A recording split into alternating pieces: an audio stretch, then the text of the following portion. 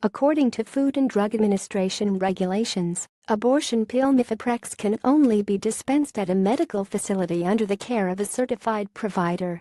The Aclu and many abortion rights advocates want it to be available at pharmacies.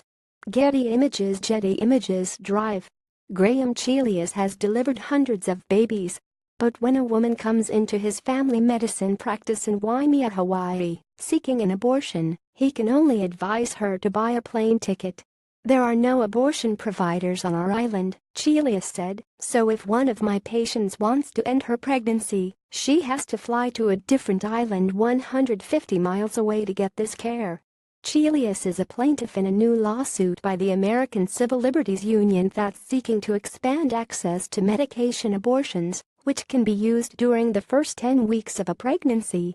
The suit, filed Tuesday in federal court in Hawaii, challenges a long-standing U.S. Food and Drug Administration regulation allowing the abortion pill, Mifeprex, to be dispensed only at a medical facility under the care of a certified provider. Among other requirements, those providers must pre-register with the drug manufacturer, keep the medication in stock, and be capable of providing a surgical abortion if complications arise. Chelius argues those rules are unnecessary and cumbersome. Hawaii has one of the nation's highest poverty rates, and the delays and expenses are sometimes insurmountable barriers, Chelius said. The case could have implications beyond Hawaii. The FDA restrictions create delays that often push medication abortion out of reach of my patients, he said. And some of my patients are simply unable to make this trip and instead have been forced to carry a pregnancy to term against their will. The FDA first approved an abortion pill in 2000. Since then, medication abortions have become increasingly common, accounting for about 1/3 of abortions in the United States. Under the current regulatory system, the pills are dispensed at a qualified medical facility, and a woman takes the medication at home. The drug eventually causes cramping and bleeding, terminating the pregnancy. Julia Kay, a staff attorney with the Aclu's Reproductive Freedom Project, argues that it's time for the FDA to allow women to fill those prescriptions at pharmacies, a move that could substantially expand access to medication abortions. She notes that the abortion pill is considered safe by most medical professionals, and many women prefer it.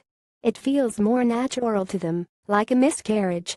It allows them to pass the pregnancy in the privacy and comfort of their homes, surrounded by their loved ones, Kay said. It allows a woman to end her pregnancy on her own terms. Anti-abortion groups have long opposed the abortion pill, along with other methods of ending pregnancy.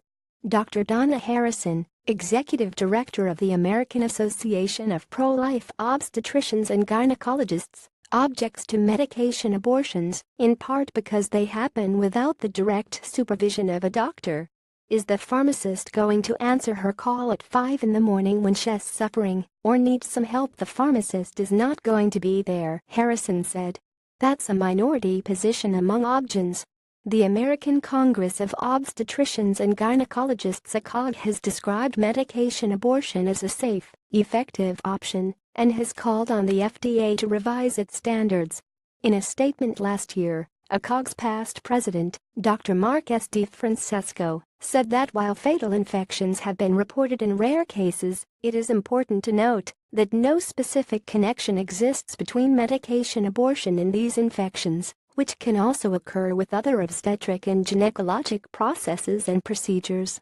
The statement noted that medication abortions carry a lower risk of death than childbirth.